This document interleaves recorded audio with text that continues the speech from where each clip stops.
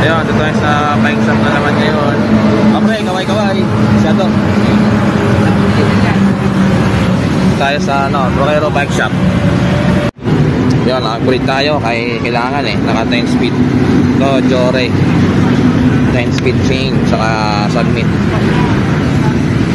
Ayan, 1050 kit. Pang bike to work ko, kailangan ko lang palit.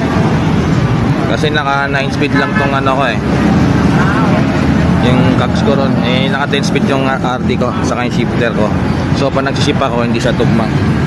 Nahirapan ako pumadkak pag so kailangan na magpalit. 10 speed din dapat to, 10 speed, tapos 10 speed din na. So para partner siya.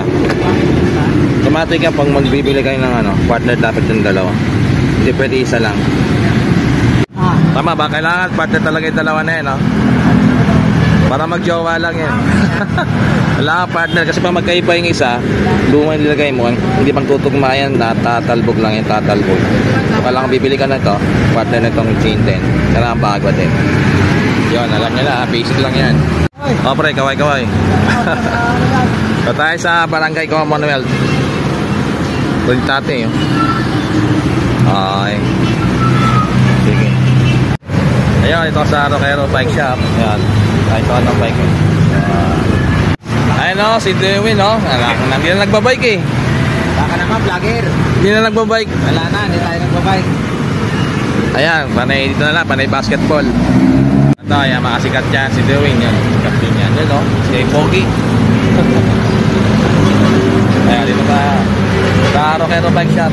Ano to, Barangay Commonwealth, tapat na Riverside, tapos Commonwealth Market, malapit na ito. Ito ako napapagawa lagi since 2014. Yan. Okay, ito yung yan, kanto ko. Yan to. Okay, ito muna. Yan, vlogger tayo na Sige pre, thanks. Okay, kapit na namin ito maya.